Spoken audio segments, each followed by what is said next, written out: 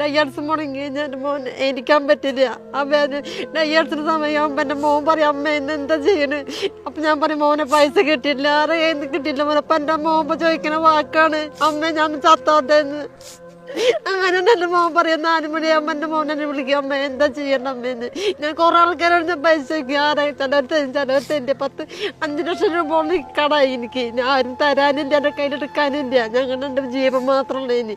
എൻ്റെ മോൻ അങ്ങനെ പറയുമ്പോൾ എത്രത്തോളം ഒരു അമ്മേനെ വിഷമം. ഞാൻ ചത്തോട്ടെ അമ്മേന്ന്. അപ്പം ഞാൻ എന്താ തിരിച്ച് പറയാം എൻ്റെ മോനോട്. ഞാൻ അപ്പം ഓരോരുത്തർ ചോദിക്കും. എൻ്റെ ചേട്ടനാണ് വിശാൽ ചേട്ടൻ. അപ്പോൾ ആരും ഈ വീഡിയോ കാണാതെ പോകരുത്. കാരണം കാണുന്ന നിങ്ങളുടെ ഓരോരുത്തരുടെ കയ്യിലാണ് ഞങ്ങളുടെ ചേട്ടൻ്റെ ജീവൻ ഇരിക്കുന്നത്.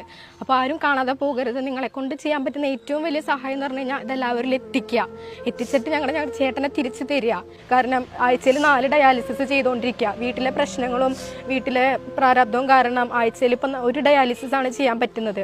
1 ഡയാലിസിസ് ചെയ്യാണ്ടിരുന്നു കഴിഞ്ഞാൽ പിറ്റേ ദിവസത്തേക്ക് അതിൻ്റെ നല്ല ബുദ്ധിമുട്ട് കാണുന്നുണ്ട്. കാരണം ഞങ്ങളത് കണ്ടുകൊണ്ടിരിക്കുകയാണ്.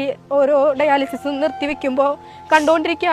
ആൾക്ക് എണീക്കാൻ പറ്റുന്നില്ല, ഒരാളുടെ ഹെൽപ്പ് വേണം, ഫുഡ് കഴിക്കാൻ പറ്റുന്നില്ല, വെള്ളം പോലും കുടിക്കാൻ പറ്റില്ല. കാരണം ആകെ കുറച്ച് വെള്ളം കുടിക്കാൻ പറ്റൂ, പക്ഷെ അതിനും ലിമിറ്റ് ഉണ്ട്.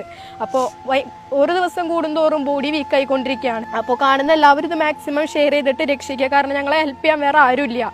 കാണുന്ന നിങ്ങൾ ഓരോരുത്തരാണ് എന്തെങ്കിലും നിങ്ങളെ കൊണ്ട് പറ്റുന്നത്. അല്ലെങ്കിൽ മാക്സിമം ഷെയർ ചെയ്തിട്ടെങ്കിലും ഞങ്ങളുടെ ചേട്ടൻ്റെ ജീവൻ ഞങ്ങൾക്ക് തിരിച്ചു തരണം. നല്ലൊരു തുക ഇതിന് വരുന്നുണ്ട്. അപ്പോൾ ഞങ്ങളെ കൊണ്ട് ഒറ്റയ്ക്ക് പറ്റില്ല. അതുകൊണ്ട് കാണുന്ന നിങ്ങൾ ഓരോരുത്തരും സഹായിച്ചാൽ മാത്രമേ ആളെ തിരിച്ച് ജീവിതത്തിലേക്കും ആളുടെ ജീവനും തിരിച്ചു കൊണ്ടുവരാനായിട്ട് പറ്റുള്ളൂ. അതുകൊണ്ട് കാണുന്ന എല്ലാവരും ഒന്ന് ഷെയർ ചെയ്യുക. മാക്സിമം ഞങ്ങൾ ഇതാക്കുക. ഞങ്ങളുടെ ചേട്ടനെ ഞങ്ങൾക്ക് തിരിച്ചു തരിക. വേറെ ഒന്നും പറയാനില്ല. ഞങ്ങൾക്ക് ഞങ്ങളുടെ ചേട്ടനെ തിരിച്ചു തരാൻ അതിന് ശ്രമിക്കുന്നത് നിങ്ങളാണ്. എൻ്റെ പേര് പ്രിയലത പ്രസാദ്. ഞാൻ ചേർപ്പ് ഗ്രാമപഞ്ചായത്തിലെ 21ാം വാർഡ് മെമ്പറാണ്.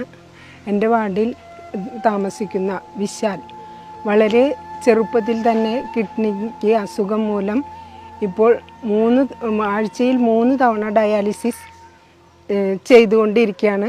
അത് ക്രിയാറ്റിൻ്റെ അളവനുസരിച്ച് ഇടയ്ക്ക് 4 തവണയും ഡയാലിസിസ് ചെയ്യേണ്ടി വരുന്നുണ്ട്. സാമ്പത്തികമായി വളരെ ബുദ്ധിമുട്ട് അനുഭവിക്കുന്ന കുടുംബമാണ്. അമ്മയും വീട്ടിലെ ഏക അത്താണിയാണ് വിശാല്. അവൻ്റെ കിഡ്നി എത്രയും പെട്ടെന്ന് മാറ്റിവെച്ച് ജീവിതത്തിലേക്ക് തിരിച്ചു കൊണ്ടുവരാനുള്ള എല്ലാ സഹായ സഹകരണങ്ങളും എല്ലാവരിൽ നിന്നും പ്രതീക്ഷിച്ചുകൊള്ളുന്നു.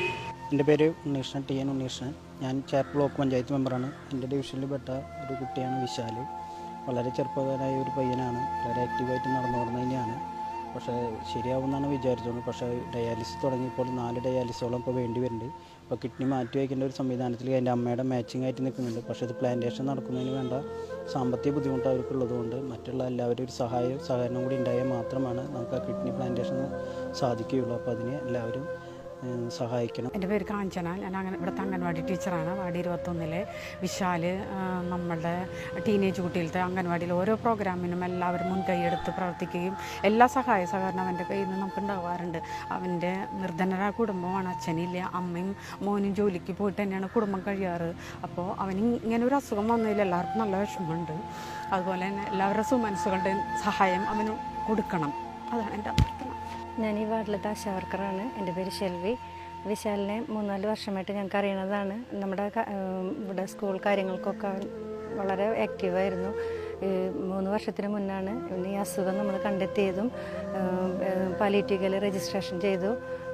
മന്ത്ലി ഞങ്ങൾ വന്ന് BP നോക്കും, പിന്നെ ഹെൽത്ത് എഡ്യൂക്കേഷനൊക്കെ ഞങ്ങൾ കൊടുക്കാറുണ്ട്. എത്ര പെട്ടെന്ന് കിഡ്നി മാറ്റി വയ്ക്കണമെന്നാണ് പറയുന്നത്.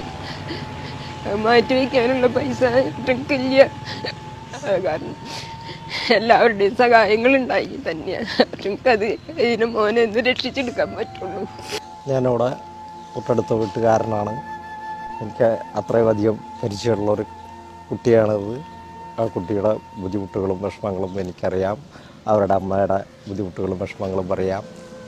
അവർക്ക് ഇന്ന് ഒരു സാമ്പത്തിക സഹായമാണ് ആവശ്യം. അതിന് വേണ്ടുന്ന എല്ലാവിധ സഹായങ്ങളും നിങ്ങളുടെ ഭാഗത്ത് നിന്നുണ്ടാവുമെന്ന് പ്രതീക്ഷിച്ചുകൊണ്ട് എൻ്റെ അനിയത്തിൻ്റെ മോനാണ് വിശാൽ. 19 വയസ്സായിട്ടുള്ള ഈ അസുഖം വന്നിട്ട് ഇപ്പോൾ 2 വർഷമായി. ഇത് ആഴ്ചയിൽ 4 ഡയാലിസാണ് ചെയ്യണത്. അതിലിപ്പോൾ ഒരെണ്ണം പോലും ചെയ്യാൻ പറ്റാത്തൊരവസ്ഥയാണ്. ഡെയിലി മരുന്ന് കഴിക്കണം, അതുപോലും മേടിക്കാൻ പറ്റണില്ല. പിന്നെ വാടക വീട്ടിലാണ് അവർ, വീട് പോലും ഇല്ല. ചെറുപ്പത്തിലെ തന്നെ അച്ഛൻ മരിച്ചു പോയി. അമ്മ ബേക്കറിയിൽ ജോലിക്ക് പോയിട്ടാണ് കഴിയുന്നത്.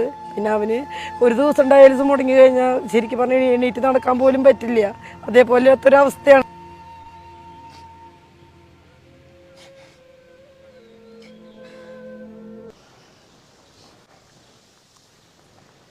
പ്രിയമുള്ളവരെ, അസ്സാം വലൈക്കും, നമസ്കാരം. ഞാൻ സുൽഫി മണ്ണുത്തിയാണ്. ഞാനിപ്പോൾ ഉള്ളത് തൃശ്ശൂർ ജില്ലയിലെ ചേർപ്പ് ഗ്രാമപഞ്ചായത്തിൽ വാർഡ് 21 താമസിക്കുന്ന പ്രേമിള ചേച്ചിയുടെ വീട്ടിലാണ്. പ്രേമിള ചേച്ചിയുടെ മകൻ വിശാൽ, 19 വയസ്സ് മാത്രം പ്രായമുള്ള പൊന്നുമോൻ, ചെറുപ്പത്തിൽ തന്നെ ഇരുവൃക്കകളും തകരാറിലായിട്ട് വളരെ ഗുരുതരമായ ഒരു അവസ്ഥയിലാണ് സഹോദരങ്ങളെ. ഏകദേശം ആഴ്ചയിൽ ഇപ്പോൾ 4 ഡയാലിസിസ് ആണ് ചെയ്തുകൊണ്ടിരിക്കുന്നത്. ഒരെണ്ണം ചെയ്യാൻ പോലും പൈസ ഇല്ലാത്തൊരവസ്ഥയിലാണ്. ഇവിടെ ഒരു ചികിത്സാ സഹായ കമ്മിറ്റി വാർഡ് മെമ്പർ സാന്നിധ്യത്തിലും അതുപോലെ തന്നെ ബ്ലോക്ക് പ്രസിഡന്റ് സാന്നിധ്യത്തിലും ചികിത്സാ സഹായ കമ്മിറ്റി രൂപീകരിച്ചിട്ടുണ്ട്. ഏകദേശം ഒരു 1.5 ലക്ഷം രൂപയോളം സമാഹരിച്ചു. ആ പൈസ കൊണ്ടാണ് ഇതുവരെ അപ്പോൾ കുട്ടിയുടെ ചികിത്സയും അതുപോലെ തന്നെ എല്ലാം മുന്നോട്ട് പോയിരുന്നത്.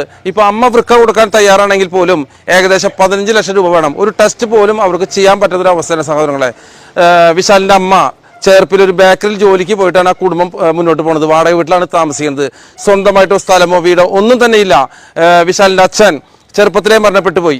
ഈ വീഡിയോ കാണുന്ന മുഴുവൻ സഹോദരങ്ങളും നിങ്ങളാൽ കഴിയുന്ന സഹായങ്ങൾ ചികിത്സാ സഹായ കമ്മിറ്റിയുടെ അക്കൗണ്ട് നമ്പർ കൊടുത്തിട്ടുണ്ട്, അതുപോലെ തന്നെ പ്രേമള ചേച്ചിയുടെ നമ്പർ കൊടുത്തിട്ടുണ്ട്, വിശാലിന്റെ നമ്പർ കൊടുത്തിട്ടുണ്ട്.